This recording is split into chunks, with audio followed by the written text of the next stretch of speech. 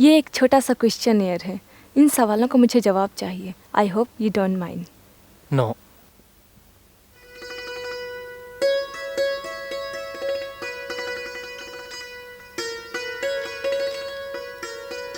Very interesting.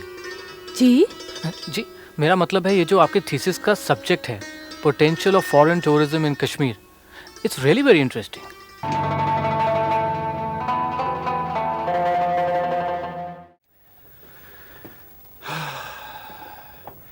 ये agency एक बार पहले भी बिकने लगी थी। नारायण जू बीमार रहा करता था। एजेंसी का बोझ उठाना उसके लिए मुश्किल हो गया था।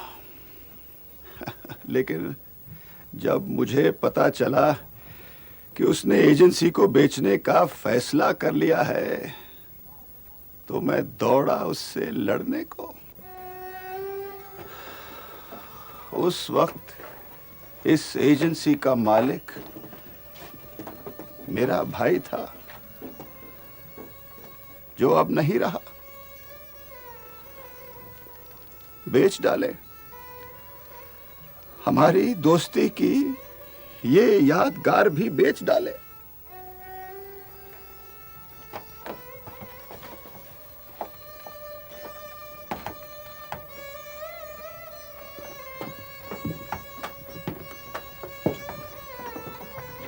मैं ग्रैंडपा और बाबा की इस यादगार को नहीं बिकने दूंगा बिलाल। मैं यहाँ से नहीं जाऊंगा। ये बात इतनी आसान नहीं है।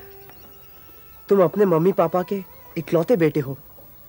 वहाँ तुम्हारे पापा का इतना फैला हुआ कारोबार है, उन्हें तुम्हारी ज़रूरत होगी। वो तुम्हारा ये फैसला नहीं मानेंगे। मैं कोशिश करूंगा बिलाल, वो मान जाएंगे। उन्हें मानना ही होगा।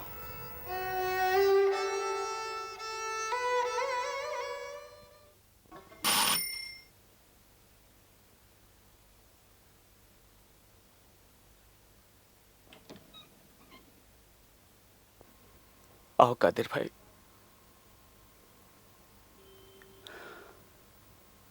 कब पहुंचे? अभी बस सामान रखा ही है। हौसला रखो, हौसला रखो। आओ बैठो।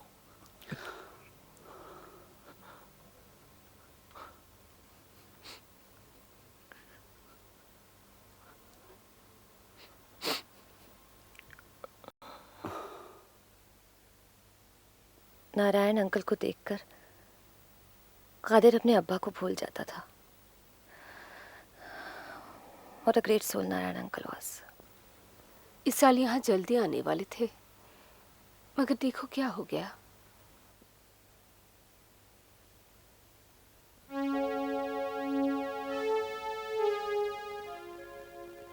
जिस दिन नारायण अंकल की खबर मिली, कादिर से तो खाना ही नहीं खाया गया, बस गुमसुम पड़ा रहता था। सुना है कादिर भाई की तबीयत ठीक नहीं रहती। कैसे रहेगी? मुझे तो कभी कभी बहुत डर लगने लगता है। सबसे ज्यादा शौक हाजी अंकल को लगा था। ये तो भगवान की कृपा है कि वो अब कुछ ठीक हो गए हैं। भूल नहीं पाएंगे ये दुख। मुझ भगोड़े को अब उनके रिश्ते की अजमत का एहसास होता है। क्या लोग थे हमारे ये बुजुर्ग, और हम कितनी बेदर्दी से उनका दिल तोड़ देते हैं। मोहन जी, ज्यादा खतरा तो नहीं है ना उन्हें? कादिर, ये तुम क्या सोचने लगे? मैंने कहा ना कि वो अब ठीक हो गए हैं। खतरे की कोई बात नहीं है। क्यों, तुम्हें मेरी बात पे यकीन नहीं? यकीन है, यकीन है मोहन जी, लेकिन इस दिल को कैसे समझाऊं? घर से निकाला गया हूं, लेकिन हर वक्त वहां की सोचता रहता हूं। अब मुझे महसूस होता है के सर पर अब्बा के साए की क्या कीमत है, उनकी शफकत के क्या माने हैं। इसीलिए तो जान पाया हूं कि नारायण अंकल के ना रहने पर आपके दिल पर क्या गुजरी होगी।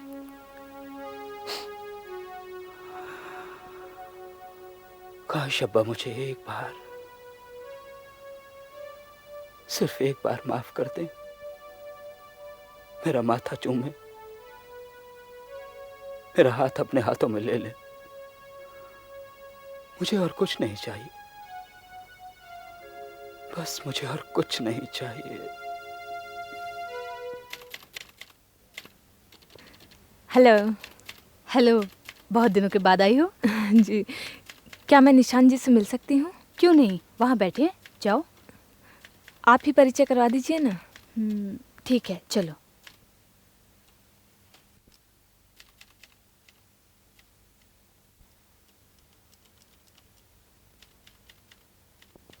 ये है मिस इंदु राजदान, आपसे मिलने आई हैं। Hello. Hello. Please be seated. Thank you. ये टूरिज्म पर रिसर्च कर रही हैं। इनकी रिसर्च से पंडित साहब बहुत इम्प्रेस थे। उन दिनों तो ये उनसे मिलने बराबर आती थी। बहुत इंटेलिजेंट हैं। वो तो मुझे भी दिख रहा है। ये तो ऐसे ही मेरा मजाक उड़ा रही हैं। पंडित साहब ने ही मुझे सही ट्रैक पर डाला। हाँ, ग्रैंडपा जो भी काम करते थे बहुत ही संजीदगी से करते थे।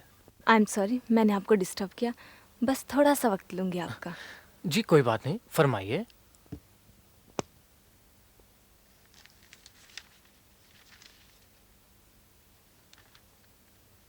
ये एक छोटा सा क्वेश्चनियर है। इन सवालों का मुझे जवाब चाहिए। I hope you don't mind. No.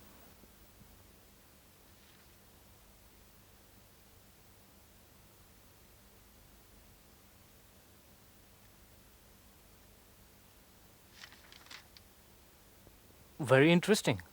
जी? जी, मेरा मतलब है ये जो आपके थीसिस का सब्जेक्ट है, potential of foreign tourism in Kashmir, it's really very interesting. ये टॉपिक मुझे पंडित साहब ने ही सजेस्ट किया था। मैं उनका ग्रैंडसन हूँ, निशांत।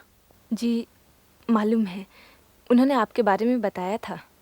अगर मालूम था तो आप सीधा मेरे पास क्यों नहीं आई? साथ में रिसेप्शनिस्ट को लाने की क्या जरूरत थी? जी, वो पहले कभी आपसे मिली नहीं थी ना, और फिर मैं कंडोलेंस के लिए भी नहीं आई। एक झिझक सी थी। बट आई एश्योर यू, उनके इस तरह अचानक गुजरने से मुझे बहुत दुख हुआ। कितने अच्छे थे वो। Yes, he was a great man. खैर, आप क्या लेंगी, चाय या कॉफी? जी कुछ भी नहीं, मुझे यूनिवर्सिटी पहुंचना है। इस सवालनामे को भरने के लिए तो बहुत वक्त लगेगा। कोई बात नहीं, मैं कल आकर ले जाऊंगी। ऐसा कैसे हो सकता है कि आप पंडित साहब की एजेंसी पर आएं और एक कप कॉफी भी ना पिए? देखा मेरा स्टाफ कितना एफिशिएंट है। अब तो आपको कॉफी पीनी ही पड़ेगी। Thank you. Thank you. Welcome. Please.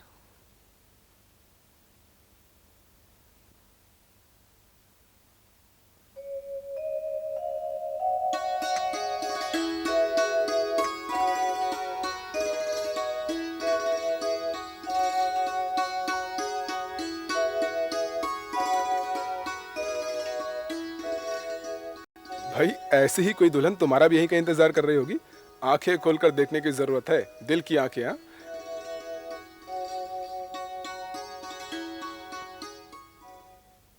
हाय निशांत। अरे बिलाल, तुम? Hi. Meet miss Indu. I am sorry, miss Indu Razdan. Hello. और ये है mister Bilal Ahmed the great. आज इसकी ही वजह से ये दफ्तर फिर चल पड़ा है। तुम बिल्कुल लाल साहब की डुप्लीकेट हो। वो भी इसी तरह लोगों की टांग खींचते रहते थे। लाल साहब, ओ सॉरी, आप उन्हें नहीं जानती? नहीं जानती थी। ये टूरिज्म पर रिसर्च कर रही हैं और ग्रैंडपा के पास अक्सर गाइडेंस लेने के लिए आया करती थी। मिस इंदु, ये बिलाल अहमद ग्रैंडपा के दूसरे पोते हैं। अच्छा, यू कैरी ऑन। कल क्वेश्चनियर लेने में आ जाऊंगी। अभी मुझे देरी हो रही है। Okay. Okay, bye. Bye. Bye. Bye.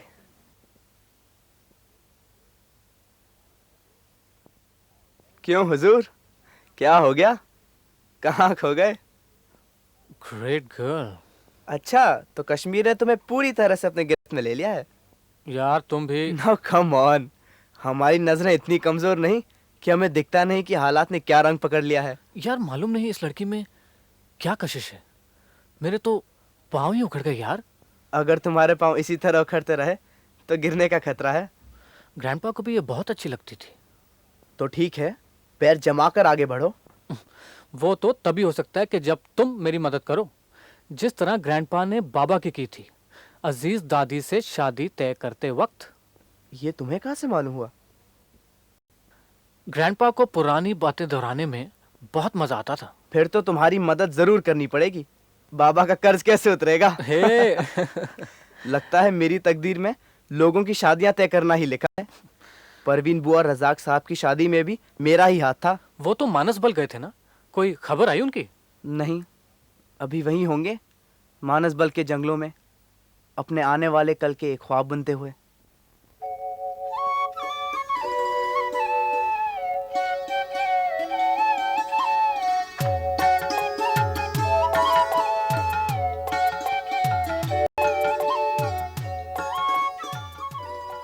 मत देखा करो ऐसी नजरों से, इनमें कभी कभी वही बेबसी नजर आती है जिससे मेरा दिल डूब जाया करता था।